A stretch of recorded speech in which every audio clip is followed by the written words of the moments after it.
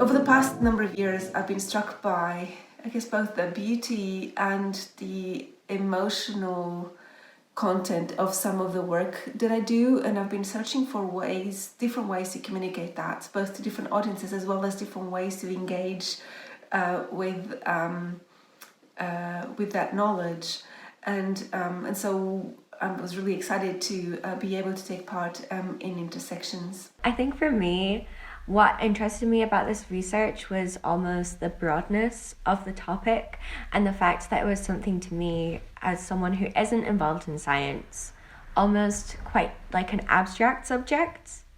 These ideas of development and transformation and continuous evolution and the way that these are changing over time or staying the same or dying out.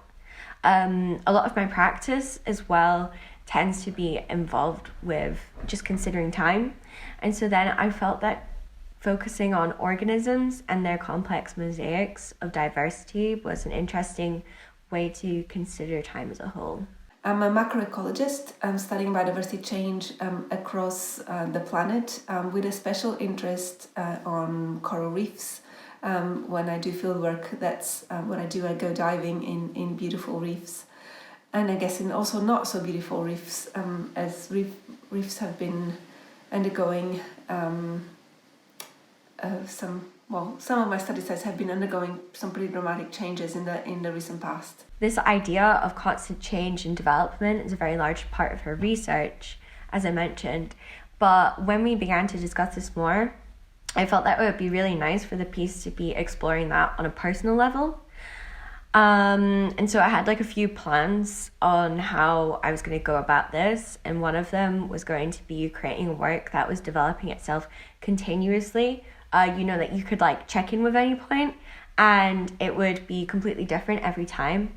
But then I started thinking of this idea more of someone or something, like not necessarily a human existence, but some kind of living being, considering all of this hope and death and change that happens over time and perceiving that in a flat way and feeling like, oh, okay, this is the past, this is the present, this is the future, and being able to experience all of that simultaneously. It's also been really interesting to see the different ways in which I guess musicians and scientists look at the same knowledge, the same information. And I've actually been struck by how much language we share. I was a little bit concerned that language would be a barrier. Sometimes, my fault in there, sometimes scientists are stuck with sort of too much jargon and it's hard to communicate.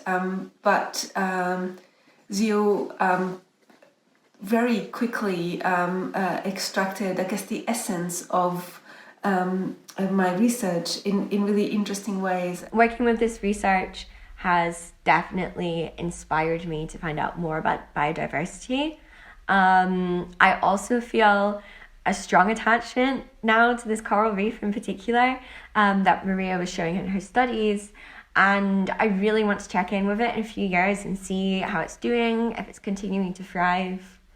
There's also something to me about Maria's research that was very humbling, because life and death are so close to each other and there's such hope in that, but there's also a realism that anything that is present right now could go at any second. And I really wanted to hold on to that and bring that into the work, but also it's just something I would love to explore more. It's good to understand how the creative part of what we do is actually not that different, probably, between science and art. And again, the ways in which we ended up thinking about communicating the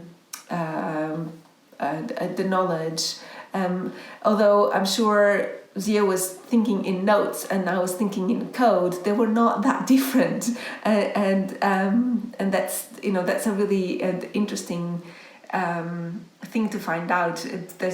We have more in common than I appreciated before engaging with this, and I look forward to doing more of that in the future. So and I hope people like the music as well. Thank you.